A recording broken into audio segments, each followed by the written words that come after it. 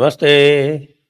आप सभी का स्वागत है आज के इस कार्यक्रम में और आज हम बात करने जा रहे हैं पुनः दिल्ली चुनाव की और हमारे साथ हैं बाबा रामदास जी जो दिल्ली में ही रहकर पूरा आकलन कर रहे हैं और स्वागत कर रहा हूं बाबा रामदास जी का आज के इस दिल्ली चुनाव के विश्लेषण पर।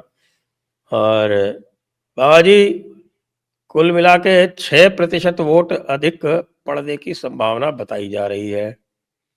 जो भी इलेक्शन कमीशन के आंकड़े आ रहे हैं तो ये यदि 68-69% हो गया तो इसका क्या इंडिकेशन है? चुनाव में अगर इतना वोट पड़ रहा है और आम आदमी पार्टी शुरू से, क्योंकि मेरा आकलन तो देखिए वो हमेशा वोट बैंक्स को मैं एनालाइज करता हूँ कि कौन सा वर्ग है, कौन सी कॉन्स्टिट्यूंसी है, कौन सा वोट बैंक है और वो कैसे बिहेव कर रहा है, उसी आधार पे मेरा पूरा एनालिसिस होता है। तो जो परसेप्शन है सर उसमें ये स्पष्ट दिख रहा है कि आम आदमी पार्टी चुनाव हार रही है। और अगर ओवरवेलमिंग इतना बम्पर वोट होता है जो कि आपके हिसाब से 68, 69, 68% से ऊपर जाने की संभावना दिखाई दे रही है, तो अगर सर दिल्ली जैसे महानगर में 68% वोट इज बम्पर वोट। और हालांकि मुझे डाउट है, मुझे अभी भी विश्वास नहीं होता कि दिल्ली 68% वोट डालेगी। अगर ये डालती है तो सर 63 तो पिछली बार भी डाला था। पर सर 68 बहुत बड़ा फिगर है दिल्ली के लिए, क्योंकि महानगर तो कुख्यात होते हैं वोट न डालने के लिए।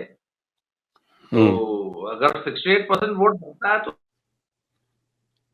तो इसका मतलब वाकई बहुत ज्यादा एक्साइटमेंट है लोगों में चुनाव को लेके, दिल्ली के चुनाव को लेके, और ये लोकतंत्र के लिए तो बड़ा अच्छा लक्षण है। और मुझे लगता है कि ये केजरीवाल के लिए अच्छा लक्षण नहीं होगा और केजरीवाल चुनाव हार रहे हैं मेरे हिसाब से। तो केजरीवाल की जो खुद की कॉन्स्टिट्यूंसी है वो तो बहुत बुरी तरह से फंसी हुई है। सर केजरीवाल तो मैं बताऊं आपको, पहले जब नामांकन नहीं हुआ था तभी से केजरीवाल की सीट फंसी हुई थी और केजरीवाल तो दो दो सीटों से चुनाव लड़ने का मन भी बना रहे थे। और उस वक्त उनकी पार्टी ने ये डिसाइड किया कि अगर आप 2 सीटों से चुनाव लड़ते हैं तो इसका तो बहुत बुरा मैसेज जाएगा और दुनिया पहले ही मान लेगी कि केजरीवाल जो है हार रहे थे इसलिए दूसरी सीट पे आ गए। तो केजरीवाल ने बड़ी हिम्मत करके एक ही सीट से चुनाव लड़ा है।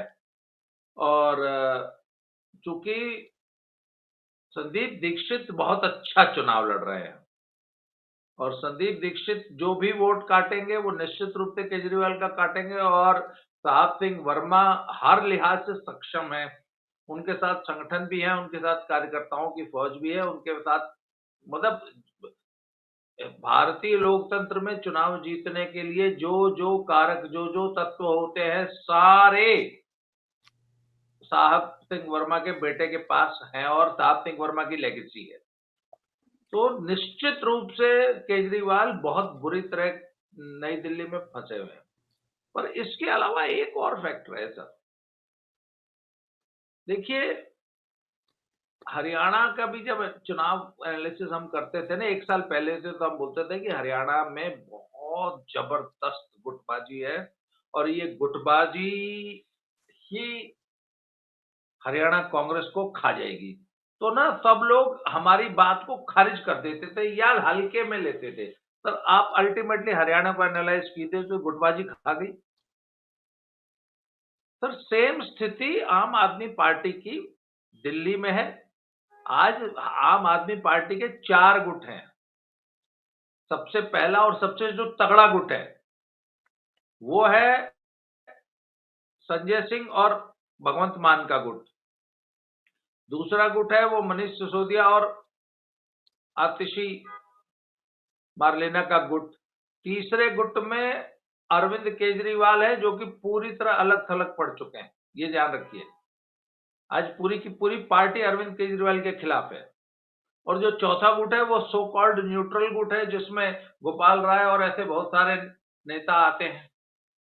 और स्वाति मालीवाल और मुनीश रायजादा जैसे लोग जो कल तक राइट हैंड थे, जो कि फाउंडर मेंबर्स है पार्टी के, जो कि अरविंद केजरीवाल की रग-रग से वाकिफ हैं और एक-एक उनके गुनाहों से उनके पूरी कच्चे चिट्ठे उनके पास भरे हुए हैं। सर वो सब लोग कमर कस के जुटे हुए हैं मैदान में।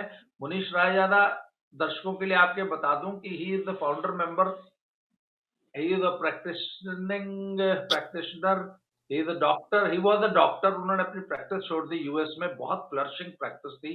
भारत में आए, अन्ना आंदोलन से जुड़े, उसके बाद इंडिया अगेंस्ट करप्शन से जुड़े, उसके बाद वो फाउंडर मेंबर थे आम आदमी पार्टी के। फिर जैसे केजरीवाल ने सभी लोगों को, केजरीवाल ने हर उस आदमी को निकाल दिया जो डे वन से उसके साथ जुड़ा था, सिवाय मनीष सिसोदिया और संजय सिंह या गोपाल राय, 3 लोग बचे हुए। तो सर मुनीश रायजादा ने अलग पार्टी बनाई है और वो अरविंद केजरीवाल के खिलाफ नई दिल्ली सीट से चुनाव लड़ रहे थे और घर घर जाके लोगों को बता रहे हैं कि अरविंद केजरीवाल कितना बड़ा धूर्त है, कितना करप्ट आदमी है ये, और इसको जो है हर हालत में चुनाव में हराना है। उसी तरह आप देख लीजिए कि आपकी जो ये स्वाति मालीवाल है सर, वो तो बहुत ही इफेक्टिव है। आज की तारीख में मैं बताऊं कि जितना जबरदस्त डेंट स्वाति मालीवाल ने डाला है ना सर आम आदमी पार्टी को, उतना नुकसान किसी चीज ने नहीं पहुंचाया। और उसने तो कूड़ा और अरविंद केजरीवाल का यमुना जेल का जाना, पानी सब कुछ। तो एक जो ये देखने में आ रहा है कि साहब सबसे ज्यादा बम्पर वोटिंग जो है वो नॉर्थ ईस्ट में हुई है। तो यहाँ पर सीलमपुर और मुस्तफाबाद जैसे इलाके भी हैं, तो ये क्या इंडिकेट करता है? तो देखिए मैं आपको बताऊं कि नॉर्थ ईस्ट में तो खैर हमेशा से ही अच्छी वोटिंग होती आई है। तो नॉर्थ ईस्ट की वोटिंग तो बम्पर वोट होना मैं उसको स्वाभाविक मानता हूं। मुसलमानों में एंग्जाइटी तो दिखाई दे रही थी, और वक्फ बोर्ड और इससे पहले जो संभल का पूरा घटनाक्रम है और उससे भी पहले जो हिंदुओं का कोर्ट से रिलीफ लेने की कोशिश करना, कोर्ट से सर्वे के ऑर्डर्स लेके आना, तो उससे मुसलमानों में निश्चित रूप से एंग्जाइटी देखी जा रही है और दिल्ली के चुनाव को गरमा दिया था ओवैसी ने की एंट्री ने। अच्छा, इसके अलावा सर इस बार देखिए मुसलमानों को प्रभावित करने वाले जितने भी कारक हो सकते हैं इस चुनाव में वो सारे सक्रिय थे। सबसे ज्यादा, हालांकि दिल्ली के चुनाव में अखिलेश की सक्रियता कोई माने नहीं रखती, और सर अखिलेश जिस तरीके से केजरीवाल के बचाव में कूदे,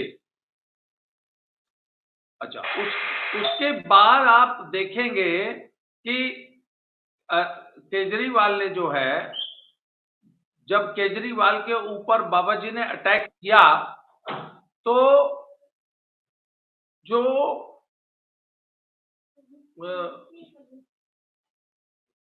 अखिलेश यादव का हाइपर एक्टिव होके उनके बचाव में कूद पड़ना और वो बोलना कि यमुना में नहाना है तो मथुरा में नहा के दिखाओ, सर उससे समझ में आ रहा था कि जो मुसलमान कांग्रेस की तरफ शिफ्ट हो रहा है उससे अखिलेश बहुत परेशान है। और आपको मालूम है कि अखिलेश ने अपने मुस्लिम काडर को दिल्ली में घर घर भेज के सर चुनाव प्रचार कराया है और मुसलमानों को ये समझाने की कोशिश की है कि आप कांग्रेस के चक्कर में मत पड़िए, और दिल्ली में केजरीवाल को कमजोर करने का मतलब है बीजेपी को वापस सत्ता में लाना दिल्ली में और मोदी को मजबूत करना। तो सर निश्चित रूप से जब मुसलमानों को इतने सारे लोग इन्फ्लुएंस करने के लिए तैयार रहेंगे और पूरी ताकत लगा रहे हैं। अखिलेश ने तो जितनी ताकत मिल्कीपुर में लगाई है, उतनी ताकत दिल्ली में लगाई है। तो मुसलमानों का भी वोटिंग परसेंटेज बढ़ना स्वाभाविक मानता हूँ। लेकिन इसमें एक बात आ रही है, जो वोटिंग परसेंटेज आ रहा है उसमें ये देखिए कि बल्ली मारान में वोटिंग परसेंटेज अपेक्षाकृत बहुत कम है। एवरेज वोटिंग है उससे कोई 5% नीचे है। इसी तरह से आपके ओखला में जो वोटिंग परसेंटेज है वो भी डाउन है, जो एवरेज है उससे कोई 3-4% नीचे है।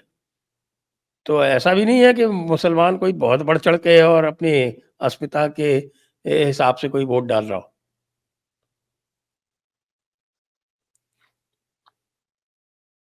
फाइनल तो टैली जब असली एनालिसिस तो तब होगा जब ईवीएम खुलेगी, पर ये निश्चित रूप से मान लीजिए कि मुसलमानों में पूरे पैन इंडिया एंग्जाइटी है। वक्फ बोर्ड को लेके भी एंग्जाइटी और बाकी सभी तत्वों को लेके, सभी कारकों को लेके एंग्जाइटी है, और वो उनके बिहेवियर में, उनके वोटिंग पैटर्न में निश्चित रूप से दिखाई दी। जी। और मिल्कीपुर में क्या हो रहा था? सर मिल्कीपुर में भी अखिलेश और योगी जी दोनों के लिए नाक का बाल बन गई है मिल्कीपुर। और मिल्कीपुर में सर को योगी जी ने कुछ ज्यादा सीरियसली ले लिया, और आप समझ लीजिए कि पूरी की पूरी तो कैबिनेट लगा दी है और पूरा अपना जोर लगा दिया है। और यहां तक कि जो गांव प्रधान होते हैं ना, एक एक गांव प्रधान को एक बात समझा दी गई है कि कायदे में रहोगे तो फायदे में रहोगे। जी सर, क्या सवाल पूछा आपने? मैंने कहा कि साहब कि दिल्ली वालों की स्थिति यह है कि उनको पानी भी साफ नहीं मिलता, उनको सड़कें भी टूटी हुई मिलती हैं। हाँ, 200 यूनिट बिजली जरूर मिल जाती है फ्री। सर बिल्कुल, ये तो मानना पड़ेगा कि दिल्ली वाकई समस्याओं का अंबार तो है दिल्ली, ये इसमें कोई दो राय नहीं है। और एक तो सर दिल्ली का जो ट्रैफिक है और दिल्ली का प्रदूषण है, मुझे ऐसा लगता है कि इतनी विल पावर है ही नहीं इन गवर्नमेंट्स में कि वो इन दोनों भीषण समस्याओं का कोई स्थायी हल निकाल सके। बहुत ही बुरा हाल है दिल्ली का, और मैं तो पिछले 4 दिनों से देख रहा हूं सर, ट्रैफिक का और पॉल्यूशन दोनों। अच्छा, एक तीसरा मुद्दा और तो जिसको स्वीकार भी किया कि भाई कूड़े के ढेर मैं नहीं हटा सका। सर सच बताऊं, वैसे लोग कहते हैं, पर ईमानदारी की बात यह है कि सर ये कूड़े के ढेर तो मुझे अच्छी तरह याद है। जब ये कूड़े का ढेर बनना शुरू हुए थे ना, तो वो इनफैक्ट शीला दीक्षित जी के जमाने में जो ये मुकरबा चौक जो बाईपास है, वहां पे जो कूड़े का ढेर लगना शुरू हुआ था, वो तो शीला दीक्षित जी ने लगाना शुरू किया था। और तब भी इसका बहुत विरोध हुआ था, इसकी आलोचना हुई थी, इसके विरोध में बहुत सारे लेख लिखे गए थे। और सर बात यह है कि वो उसने कहा ना जो कि पॉल्यूशन का, इन कूड़े के ढेर का वाकई और ट्रैफिक का, मुझे नहीं लगता कि कोई भी सरकार आके, क्योंकि जिस बेतहाशा गति से और बेतरतीब दिल्ली बढ़ रही है, कहीं भी कोई आके झुग्गी बना लेता है, कहीं भी आके कोई अवैध कॉलोनी काट लेता है, और सभी पार्टियां उन उन झुग्गियों में वोट बैंक अपना देखती हैं। तो सर कैसे, आखिर आप बताइए ना, कैसे इन समस्याओं को हल कर लेंगे? जी। हाँ, वो तो बात सही है आपकी। लेकिन मैं बात कर रहा था मिल्कीपुर की, और मिल्कीपुर की जो स्थिति है वो वहाँ पे ऐसा लग रहा है कि वोट प्रतिशत 70 से ऊपर आराम से जाएगा, 75 तक भी जा सकता है। और आज मिल्कीपुर के ऐन चुनाव के समय मोदी जी ने जो है वो कुंभ में डुबकी भी लगा दी। तो ये इसको लेके जो है वो समाजवादी पार्टी में खलबली है कि साहब ये देखिए क्या करते हैं, बार-बार जब भी कोई चुनाव होता है तो उस समय जाके कुछ इस तरह का आयोजन करते हैं। ये क्या है इनके खलबली ऐसी मची हुई है। म्यूट है आप। मोदी और बीजेपी की जो जो प्लानिंग वाली जो पूरी जो ऑर्गेनाइजेशन है, वो तो हमेशा जिस दिन भी मतदान होता है, आपको ध्यान होगा, मैं तो ये 2014 से देख रहा हूं कि जिस दिन मतदान होता था उस दिन बीजेपी का एक बड़ा इवेंट होता था। मुझे याद है एक बार मतदान हुआ तो मोदी जी जो है पर्चा भरने चल दिए, तो सारा दिन जो है टीवी जो है उनको दिखाता, तो लोगों ने बड़ा वो किया। तो भैया उन्होंने बोला कि या तो आप ऐसा कर देते हैं ना कि जिस दिन मतदान हो रहा है उस दिन पर्चा नहीं भरा जाएगा, तो अगर मोदी पर्चा भरने जा रहा है तो आप कैसे रोक लोगे?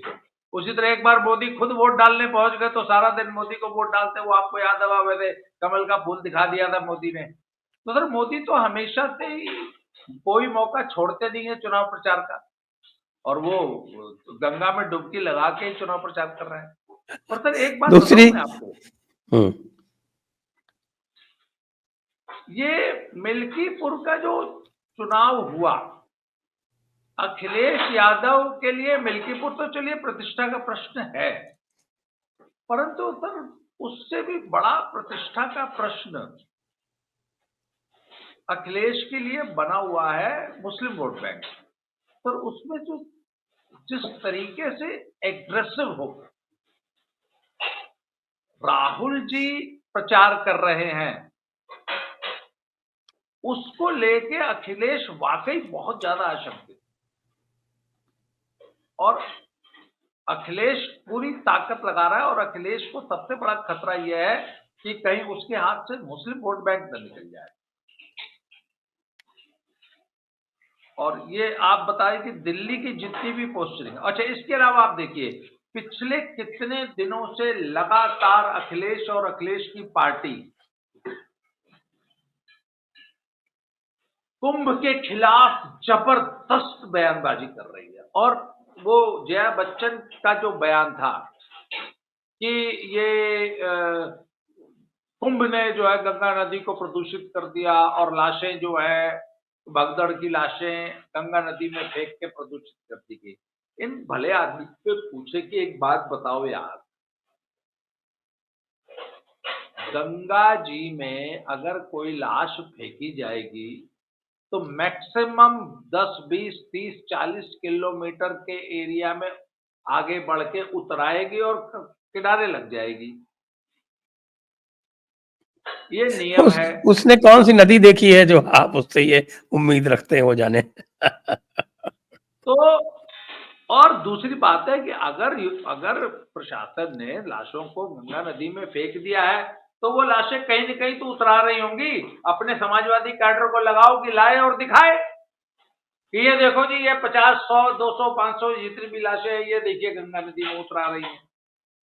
तो इस प्रकार की घटिया बयानबाजी। और एक बात बताइए तो मुझे, ये जितना एग्रेसिव हो गया, आप बीजेपी के आईटी सेल ने तो पिछले 60 दिनों के उनके घटिया बयानबाजी के पूरे ट्वीट्स निकाल के उनको कंपाइल करके रख दिया कि जब कुंभ अभी लगा नहीं था तो उससे 20 दिन पुरानी आप वीडियो दिखा दिखा के ये ब्लेम कर रहे थे कि साहब व्यवस्था अच्छी नहीं है, व्यवस्था अच्छी नहीं है, और उसके बाद आपका पूरा बिहेवियर। उसके बाद सर 16,000 टेलीफोन नंबर्स संगम नोज पे सक्रिय थे और अब बंद हैं।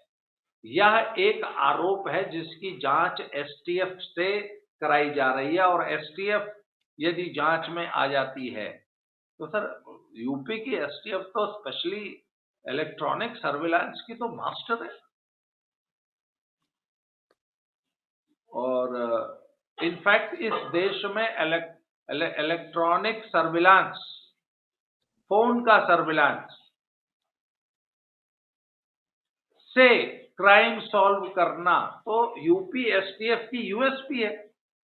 सबसे पहले यूपी एसटीएफ ने ही, जब यूपी एसटीएफ का गठन हुआ था तो शिव प्रकाश शुक्ला गैंग का निवारण करने में यूपीएसटीएफ ने ही फोन की सर्विलांस शुरू की थी, जब एकदम प्रारंभिक दौर था टेलीफोन्स का, ये सेल फोन्स का। तो सर यूपीएसटीएफ अगर कूद गई है, और आपको देखा अमिताभ यश जो यूपीएसटीएफ चीफ है अपनी पूरी टीम के साथ इन्वेस्टिगेशन कर रहे हैं, और एक एक व्यक्ति को चिन्हित किया जाएगा कि जिसका फोन उस दिन संगम नोज पर उस समय एक्टिव था। इसके अलावा चश्मदीदों के एक बयान है जिसमें उन्होंने बताया है कि कुछ लोग आए और एक पार्टी विशेष के पक्ष में नारे लगाते हुए, अपने नेता के अखिलेश यादव के पक्ष में नारे लगाते हुए हुड़दंग मचाने लगे, और उसी से भगदड़ की शुरुआत हुई। जी, एक बात और आ रही है मिल्कीपुर के बारे में, और वो ये आ रही है कि साहब श्यामलाल पाल जो उनके अध्यक्ष हैं, वो चले गए इलेक्शन कमीशन, यानी कि जो चीफ इलेक्टोरल ऑफिसर होता है उसके पास लखनऊ में, और उनसे कहा साहब 100 बूथ से हमारे एजेंट हटा दिए गए। और उसके बाद अखिलेश यादव जी कहते हैं कि साहब कि यहाँ का चुनाव रद्द किया जाए। ये एग्जिट पोल है।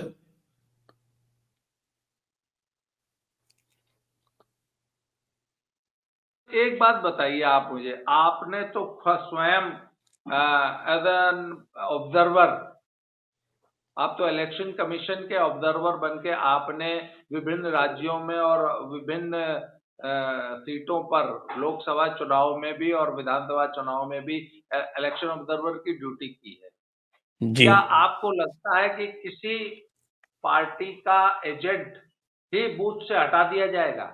इन आरोपों में कोई दम है? फोर्सिबली तो हटाया नहीं जा सकता, वो पहुंचे नहीं किसी कारणवश, वो बात अलग है। जी, क्योंकि जो ऑब्जर्वर होता है, ऑब्जर्वर तो दूसरे स्टेट से आता है, उसको कोई लेना देना नहीं। मिल्कीपुर का जो भी इलेक्शन ऑब्जर्वर होगा वो किसी दूसरे प्रदेश से आया हुआ आईएएस अफसर होगा, तो वो कोई योगी जी के प्रशासन से प्रभावित हो जाए, ये तो हो नहीं सकता।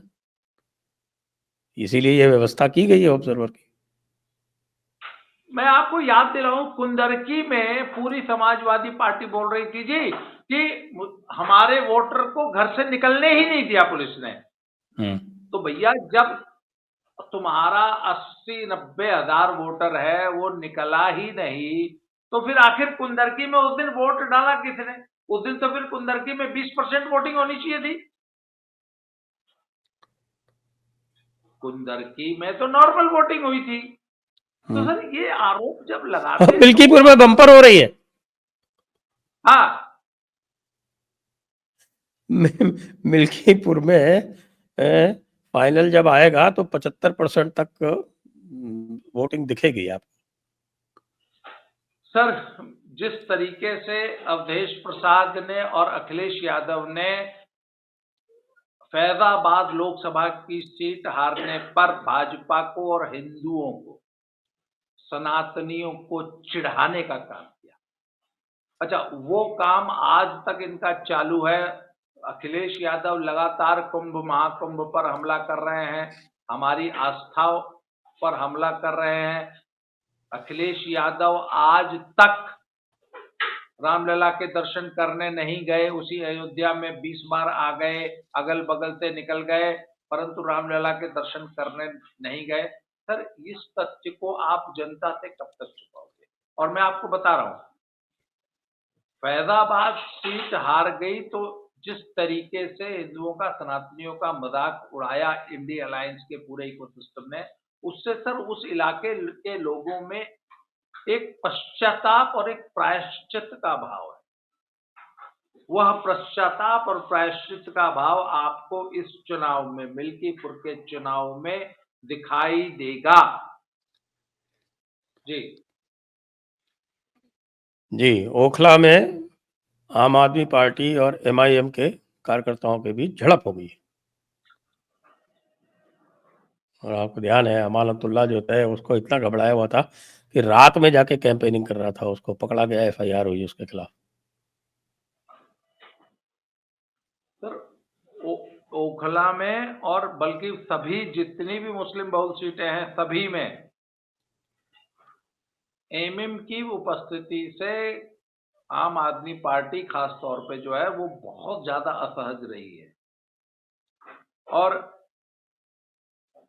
दो एक सीटें तो ऐसी भी हैं जहां एमएम चुनाव जीतने की स्थिति मतलब मुख्य लड़ाई में है, वो सिर्फ वोट कटवा के उसमें नहीं है, वो चुनाव जीतने की स्थिति में भी आई मीन मुख्य फर्स्ट सेकंड थर्ड वाले लिस्ट में भी रह सकती है। और सर एक बात बताऊं आपको, मैंने इनका एक वोटिंग पैटर्न देखा है, जहां इनकी विजय निश्चित है अपने ही वोट से हो सकती है, वहां ये किसी आम आदमी पार्टी और किसी कांग्रेस और किसी सपा को वोट नहीं देते। फिर वहां ये अपने एमएम के अपने बंदे को वोट देते हैं। फिर वो चाहे आपका बिहार का सीमांचल हो, फिर वो चाहे आपका महाराष्ट्र का मालेगांव हो या महाराष्ट्र की अन्य सीटें हो। इसलिए सर ओखला जैसी सीटों पे अगर एक मुश्त वोट एमएम को मिल जाए तो मुझे कतई आश्चर्य भी नहीं होगा। बिल्कुल संभावना है। और आवाज मुझे बहुत कम सुनाई दे रही है आज। जी, जी अब ठीक है। अब ठीक है। अब ये देखें कि मनीष सिसोदिया भी अब आरोप लगा रहे हैं कि साहब कि दिन में पैसे बांटे जा रहे हैं। इन्होंने एक फर्जी वीडियो चला दिया कि 3,000 रुपए दे के मेरी उंगली पे स्याही लगा दी, और ये देखो स्याही लगा रहे हैं स्याही लगा रहे हैं, वो बाद में वीडियो फर्जी पाया गया। तो सर ये है हारने की बौखलाहट। हमेशा हारने वाली पार्टी ही इस प्रकार के अनर्गल आरोप लगाती और निश्चित रूप से आम आदमी पार्टी ये चुनाव हारने जा रही है। ये जो इस तरह की नाटकबाजी से तो ऐसा ही लग रहा है। अच्छा, भारतीय जनता पार्टी वाले केवल ये कह रहे हैं कि भाई आप जो है वो बुर्का उठा के पहचान करो। सीलमपुर में ये बात हुई क्योंकि बुर्के वालिया जो हैं जब उनको आइडेंटिटी कार्ड बनवाना होता है तब तो अपना बुर्का उठा के फोटो खिंचवा लेती हैं, लेकिन जब वोट देने आती है तो कहती हैं बुर्का नहीं उठाएंगे। नहीं, आज बुर्के को लेके और भी कई जगह झड़पें सुनने में आई हैं जहां भाजपा कार्यकर्ताओं ने बुर्के में वोट देने वाली महिलाओं का जमकर विरोध किया और पीठासीन अधिकारी को मजबूर किया कि वो उनका बुर्का हटा के और उनके आइडेंटिटी कार्ड चेक करके और मिलान करके ही वोट डालने देंगे हम। इस पे काफी गर्मा गर्मी भी हुई है कई सारे बूथ्स पे, ऐसे भी समाचार हैं। तो नियम तो यही है जो कि आपकी जो है वो पहचान होके ही आपका मत डल सकता है, बिना पहचान के नहीं डल सकता। लेकिन कई सारे जो होते हैं ना वो जो प्रिजाइडिंग ऑफिसर होते हैं वो इजी वे आउट लेते हैं कि अच्छा ठीक है चलो। तो यदि ऑब्जेक्ट करेगा आप पोलिंग एजेंट तो करना ही पड़ेगा। जी इसीलिए आजकल तो पोलिंग पार्टीज के साथ में महिलाओं को भेजा भी जाता है और उसके अतिरिक्त तो और भी व्यवस्था की जाती है कि जिस पोलिंग पार्टी में और कोई महिला नहीं है तो स्पेशल महिलाओं को डिप्यूट किया जाता है कि अब जांच परख के लिए पोलिंग पार्टी के साथ में। और दिल्ली में तो कोई समस्या है नहीं। जी ये समस्या तो गांवों में आती है क्योंकि गांवों में पोलिंग पार्टी अलग से जाती है, अकेली महिला साथ में जा नहीं सकती, तो उसके लिए फिर वहाँ पर दिक्कत आती है, तो फिर उसमें स्पेशल व्यवस्था की जाती है।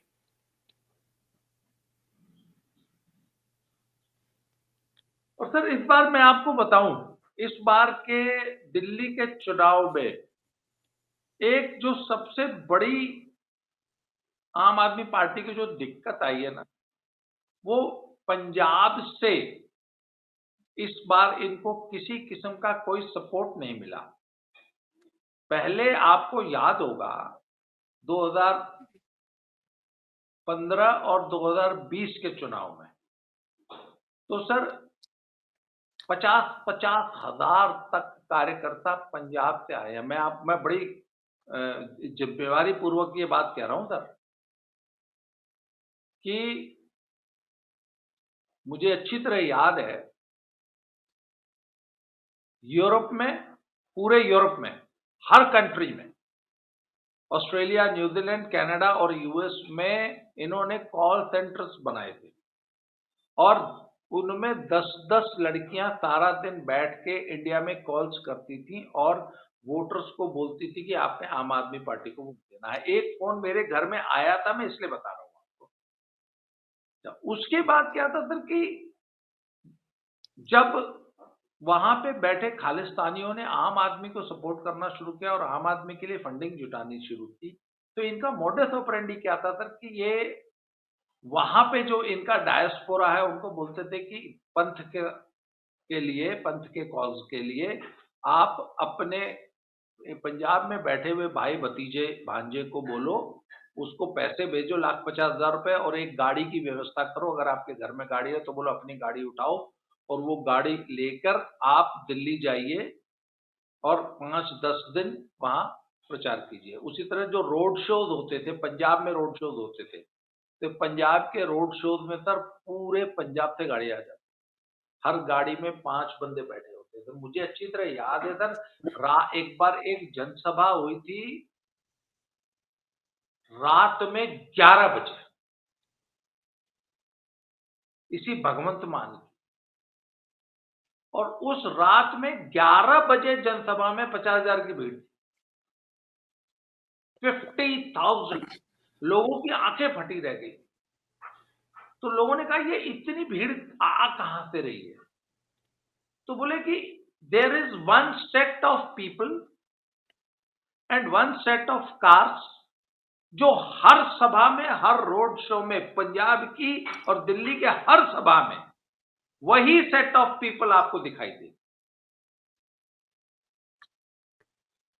सर इस तरीके से आम आदमी पार्टी को सबसे बड़ा जो सपोर्ट मिलता था वो खालिस्तानियों का मिलता था और पंजाब से मिलता था। इस चुनाव में सिर्फ 1 रुपया, not even a single penny, और एक भी कार्यकर्ता, एक भी गाड़ी का सहयोग पंजाब से नहीं आया।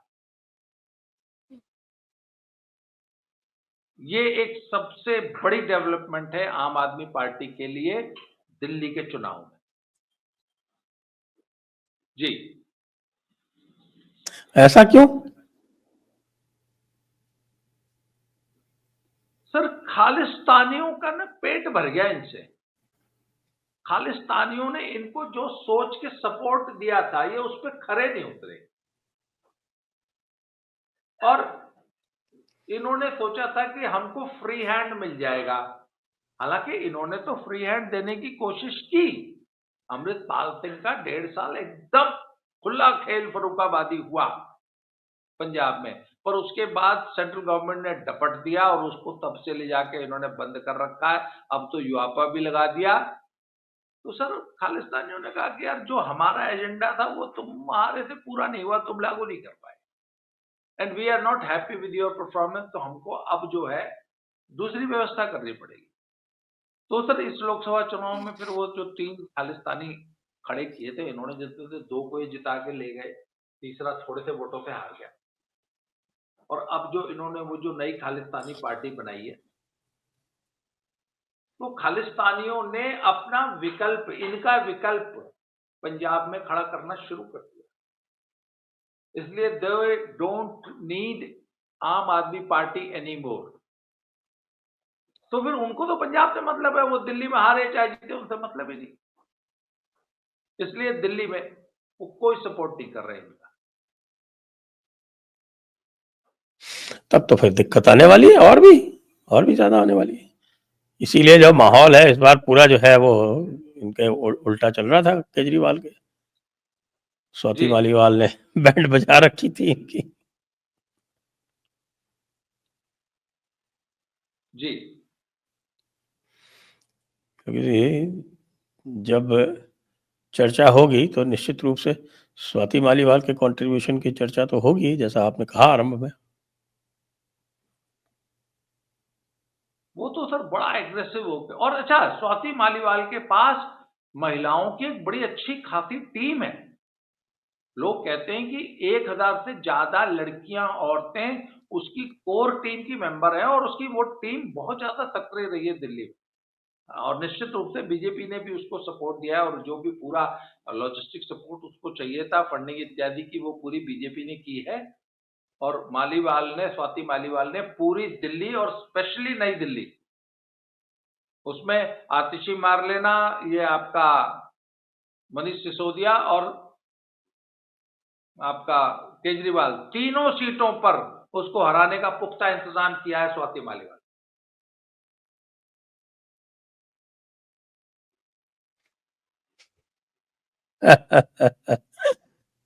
तो काफ़ी रोचक होने वाला है। अब इसका मान लीजिए ये कि आगे की एनालिसिस करें, एक सिनेरियो सिनेरियो ये है कि आम आदमी पार्टी ये चुनाव हार जाती है, तो भविष्य में इंडी अलायंस पर क्या प्रभाव पड़ेगा?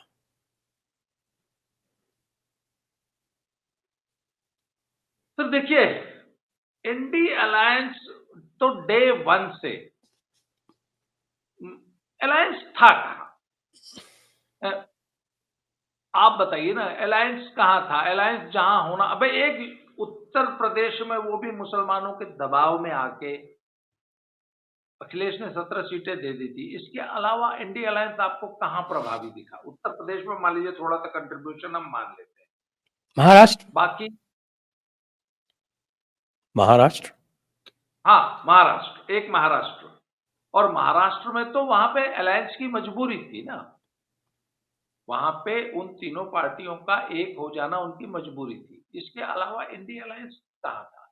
और इंडी अलायंस में कांग्रेस के बिना इंडी अलायंस का वजूद क्या है, औकात क्या है? तो सर, अभी जो इंडी अलायंस के घटक दल जिस तरीके से कांग्रेस को धुतकार रहे हैं, या कांग्रेस, हम उल्टा भी मान सकते हैं कि राहुल गांधी जिस तरीके से इंडिया अलायंस के सदस्यों को धुतकार रहे हैं, तो मुझे तो नहीं लगता कि इंडिया अलायंस का कोई भविष्य बचा भी है। और इंडिया अलायंस के जो सबसे इंपॉर्टेंट घटक दल हैं, उसमें उत्तर प्रदेश का समाजवादी पार्टी, वो तो बहुत बुरी तरह आशंकित है अखिलेश यादव को लेकर।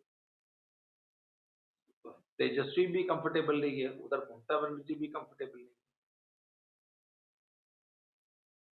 और उधर उद्धव ठाकरे और शरद पवार भी, उनको लग रहा है कि अब इंडिया अलायंस में रहने का कोई फायदा नहीं है। अगर वो उद्धव ठाकरे और शरद पवार बच भी जाते हैं, तो वो अकेले शोले के जेलर असरानी की तरह बच जाएंगे।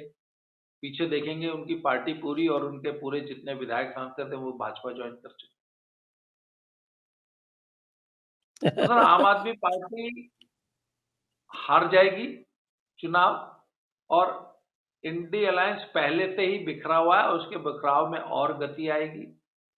और इस बार बड़ा बेमुरव्वत होके कांग्रेस ने चुनाव लड़ा है।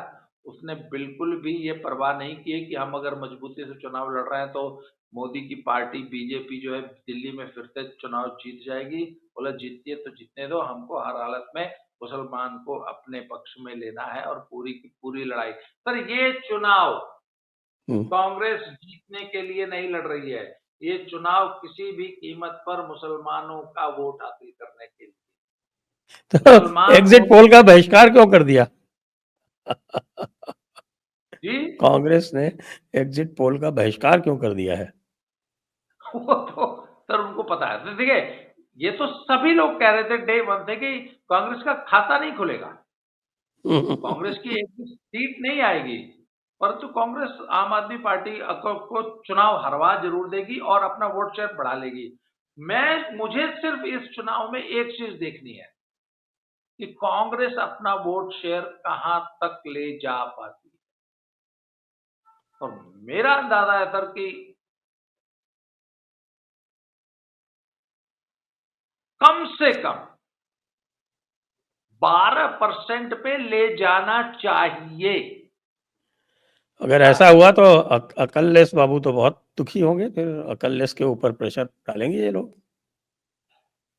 सर एक बात बताऊं, अखिलेश की राजनीति तो खतरे में पड़ चुकी है। सर ऐसा यूपी में चर्चाएं चल रही हैं कि योगी जी ने आजम खान को इशारा कर दिया है। आजम खान ने उनसे क्षमा मांग ली है। उन्होंने बोला कि सर क्यों बुढ़ापा खराब कर रहे हो, जीने दो। तो उसने बोला एक शर्त पे छोड़ेंगे, जाओ और अलग पार्टी बनाओ, अलग पार्टी बनाओ और रावण के साथ प्री पोल अलायंस करो, कांग्रेस के साथ मिलकर चुनाव लड़ो और मुसलमानों की अलग पार्टी बनाओ जिसमें ओवैसी को शामिल करो। सर ये आप देख लीजिएगा 2027 से पहले यूपी में होना है। और अगर ऐसा हुआ अकललेस जी का तो क्या होगा? कुछ लोग उनको कलेश कहते हैं, कुछ लोग अकललेस कहते हैं, आप क्या कहते हैं?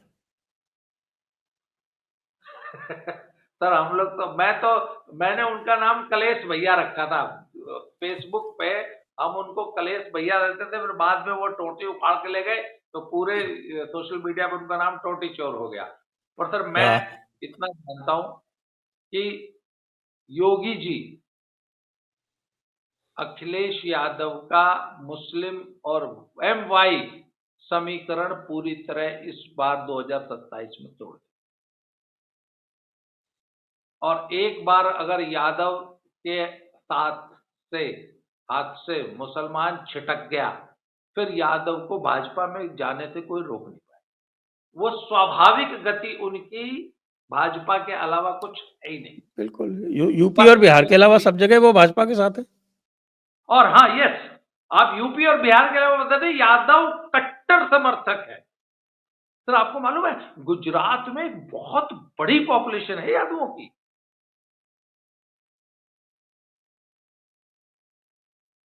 और वो पूरी की पूरी जो है भाजपा समर्थक है। आंध्र प्रदेश में बहुत बड़ी पॉपुलेशन है यादवों की, एमपी में है, महाराष्ट्र में है, हरियाणा में है, सब भाजपा समर्थक हैं। सिर्फ और सिर्फ यूपी एंड बिहार। और जैसे ही मुसलमान गए, यादव यूपी बिहार के भी भाजपा में आ गए। और भाजपा का अल्टीमेट गोल यही है। आप सभी दर्शकों को बहुत बहुत धन्यवाद। बाबा रामदास जी को बहुत बहुत धन्यवाद। जय हिंद, जय भारत, वंदे मातरम। जय